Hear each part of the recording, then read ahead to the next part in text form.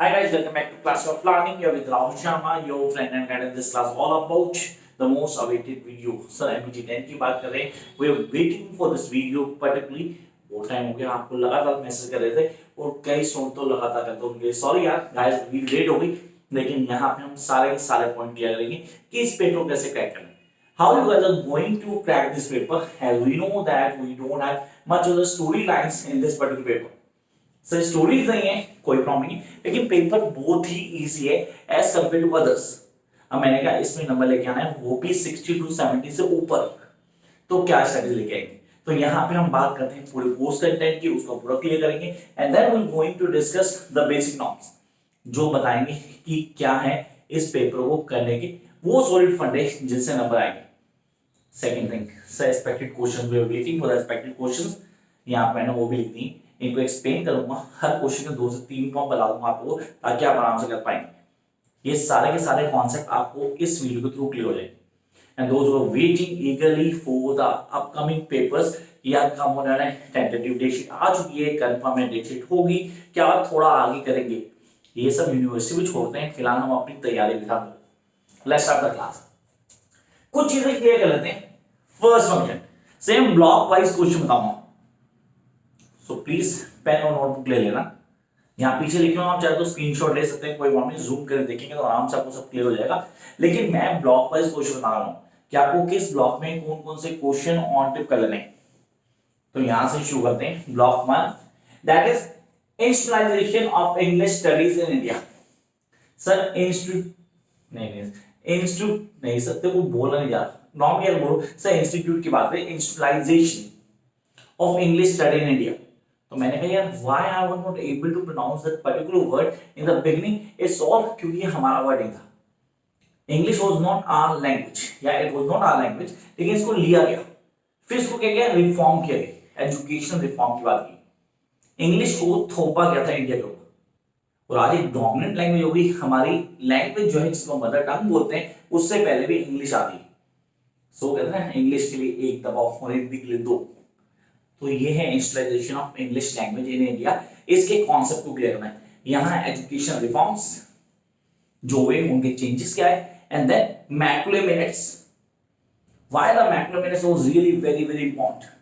Those who are doing BEd along that में, उनको पता है कि मैकुले मिनट कितना इंपॉर्टेंट है, पेडागोजी इंग्लिश में पढ़ते हैं. तो यहाँ कॉन्सेप्ट हमारा क्लियर हो गया कि यार इंग्लिश क्या है, इंग्लिश की डोमिनेंस क्या है, कैसे पढ़ेंगे, कौन से रिफॉर्म आए. तो फर्स्ट क्वेश्चन आता है education reforms.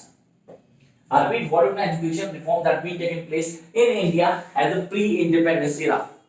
Oh, define the Macaulay reforms recommendations. Macaulay reform recommendation क्या आता है उसको थोड़ा डिटेल में बताता हूँ. यहाँ पे ऐसा दिया गया कि इंग्लिश के अंदर ही हम बेसिक एजुकेशन में ध्यान देंगे, everything must be in English. English को एड किया जाएगा एक लैंग्वेज के अंदर, और इस क्वेश्चन को पढ़ते तो हमें बताया जो इंडियन लैंग्वेज है उनको हटा दी गई बेसिक से, अकॉर्डिंग टू मैकले. कि मैकुले ने कहा था कि यार यहाँ पे आप हमारे लिए काम करो, you people are working on the time India was a colony, तो you people are working for Englishman, so you need to know how to read and write English language. तो ये पॉइंट बहुत इंपॉर्टेंट है जिसको बोलते हैं reforms. Sir question, पहला question 100% यहाँ से होगा, and I really want you guys to prepare this question.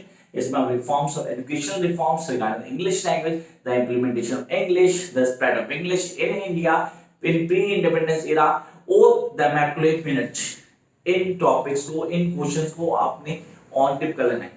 And I hope आपने लिखा होगा, पीछे दिए हुए मैंने, आप इनसे मिलते देख सकते हैं. बाकी सब नोट्स में आपको सारे क्वेश्चन मिल चुके हैं, वहां आप देख चुके हैं, उनको स्टडी करेंगे. ये वीडियो स्पेशली उन स्टूडेंट के लिए जिनके पास नोट्स नहीं है, वो तसल्ली से इन क्वेश्चन को प्रिपेयर करेंगे. कोई दिक्कत आती है मैं हूं, आप कमेंट बॉक्स में आएंगे, I will definitely come with the solution for you guys. तो ये हो गया पहला. Come to the second question.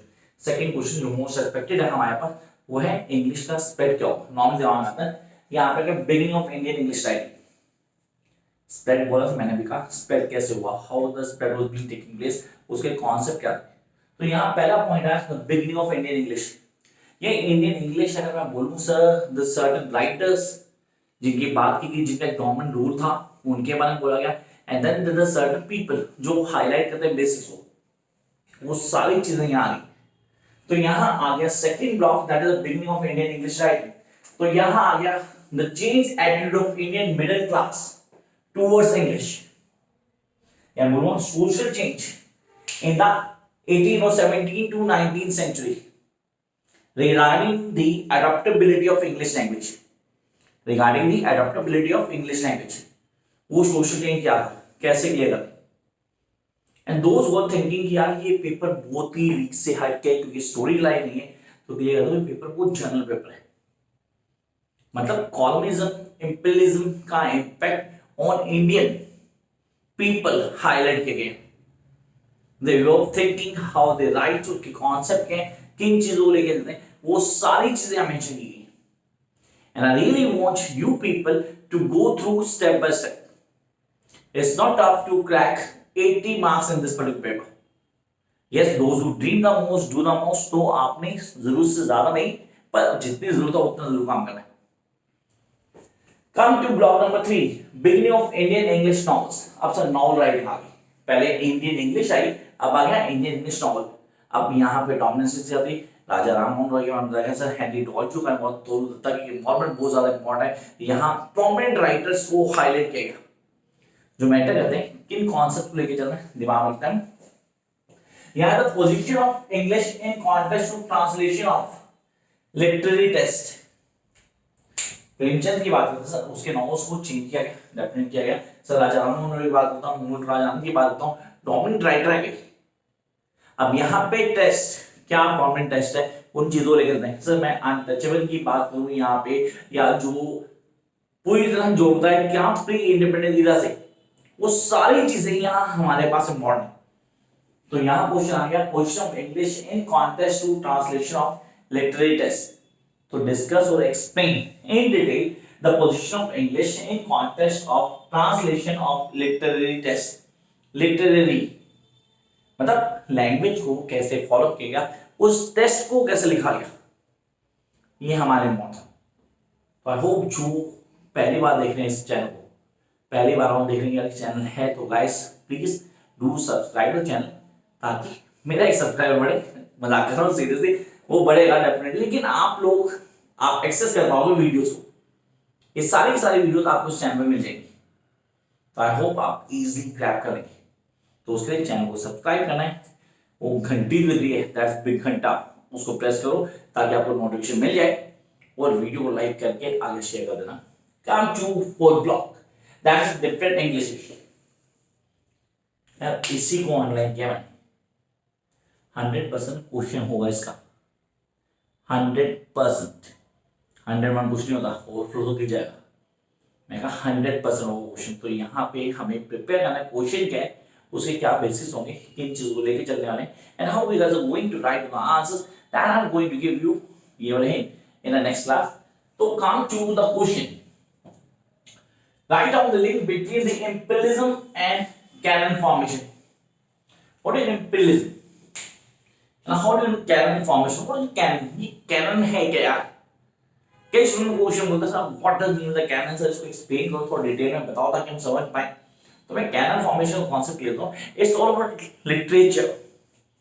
Literature के जेन्युइन एक अलग टर्म हमारा कैनन फॉर्मेशन हो गई। क्या है कैनन फॉर्मेशन, कॉन्सेप्ट क्या है, कैसे क्लियर करेंगे, किस तरह हम चीजों को बहुत अच्छे से एक्सप्लेन कर सकते हैं, ये सारी बातें आपके दिमाग में होनी चाहिए।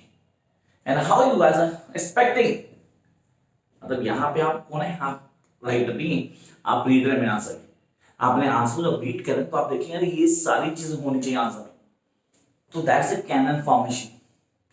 तो यहाँ पे आ गया link between imperialism and canon formation, इस पे क्वेश्चन आता है as a role of English in modern India. ये डिफरेंट इंग्लिश का पार्ट है गाइस, इसको क्लियर करेंगे, ये हमें आना चाहिए, कंफर्म अगर आता हो तो बहुत आराम से आंसर दे पाएंगे। तो आई होप यहाँ पर आप क्वेश्चन लिख रहे हैं, साथ में कुछ 8-10 क्वेश्चन हो चुके होंगे अभी तक, मिस हुआ तो प्लीज वीडियो को दोबारा देखना और लिखना साथ साथ, थोड़ी स्पीड तेज होगी, कोशिश करूंगा मैं धीरे बोलूं, क्योंकि सर प्लीज थोड़ा धीरे बोला दो। और आज की क्लास में हिंदी बहुत बोली, तो इतना तो आपको क्लियर करेंगे। कंप्लेंट होती है सर आप हिंदी नहीं बोलते, तो हिंदी बोलो है, and those who complaint that I am speaking Hindi guys, sorry, I have to take care of everyone, so I'm going to narrate each and everything in English language so that you guys too can write down easily and grab the things. Let's move to the next part. That is problem of teaching and learning English writing. इसका question यहाँ नहीं है, मैं बता. Why English has been adopted really in modern school format? The impact of English in education fields. How the English been a medium for translating the literary test. Sir ये question हैं जो paper में आ सकते हैं, जिसके chances हैं. वो ये सारा का सारा टॉपिक जब आप डिटेल नोट्स देखते हैं ना, जिनके पास नोट्स हैं, ऐसा ना बोले सर ये तो क्वेश्चन दिए नहीं आपने, ये वो जो डिटेल नोट्स दिए हैं आपको उसके अंदर आराम से मिल जाएंगे सारे आंसर. ये मुझे अलग से डालने की जरूरत नहीं. तो आप लोगों ने सिर्फ उन नोट्स को पूरा क्लियरली फॉलो करना है. When you follow that things आप आराम से कर लेते हैं. And those who don't have notes guys, don't worry, you can find these answers or these answer videos in my channel. तो दोस्त थिंक दैट सर आप प्रमोशन कर रहे हैं अपने नोट्स को बेचने की, सॉरी यार, आप सिर्फ वीडियोस देखो, मेरी तो क्लियर करोगे. जो नोट्स देना चाहते हैं ताकि इजीली काम कर पाए, पीछे नंबर दिया है वो कांटेक्ट करेंगे and they can get the notes because notes are not free. Come to the next question. That is the block number 6. Questioning the canon. 100% question होता है, 100% क्वेश्चन होता है कैनन से. कैनन फॉर्मेशन में क्वेश्चन आता ही आता है. से अलग से मतलब का वो तो जेन्युइन क्रिएट किया गया, ये अलग से टाइप तैयार कर देगी. सर लिखने का तरीका, how it is been different, तो इसको कैनन बोला जाता है, वे ऑफ राइटिंग. तो यहाँ क्वेश्चन आता है Asian forms of feminist Indian literature. सही है, वेस्टर्न में थी, इंडियन में थी, डेफिनेटली थी, है आज भी. तो उसमें what are the issues and problems in feminist Indian literature, detail और डिस्कस इन डिटेल. तो फेमिनिस्ट इंडियन लिटरेचर पे क्या इश्यूज हैं, क्या प्रॉब्लम्स हैं, उनको कैसे एक्सप्लेन करना है, वो सारी चीजें यहाँ में बतानी है. Then we jump to the next question. Sir actually block पे आ रहे हैं, इंपॉर्टेंट हमारे पास evaluation of canon in Indian English writing. क्या होता है evaluation का कैनन का, radical canon का एक टॉपिक दे रहा हूं मैं आपको, इंपॉर्टेंट है. The concept of translation in Bunkin. एक लोती स्टोरी लाइन हमारे पूरे कोर्स में, और 100% क्वेश्चन होगा. सब बताने की बात कर रहा हूं. राजमोहन 5. सबसे पहले इसकी वीडियो देखना, ऑनेस्टली सबसे पहले इसकी वीडियो देखना. ट्रांसलेशन का क्वेश्चन नहीं मैंने, एक्चुअली इसके 3-4 क्वेश्चन बनते हैं जो आपके दिमाग में होने चाहिए, आप लोग क्लियर भी करने, बेसिक फंडा समझना, बाकी तो आप इजीली लिख पाएंगे.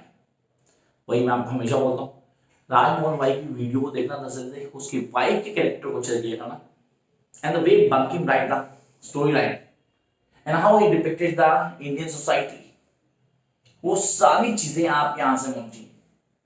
You guys need to have a command of your writing, the way you present the certain characters. Omniscient writing भी रहेगा, तो आपने कैसे एक्सप्लेन करना है, चीजों कैसे बताएंगे, that is very very important. Jump to the next part.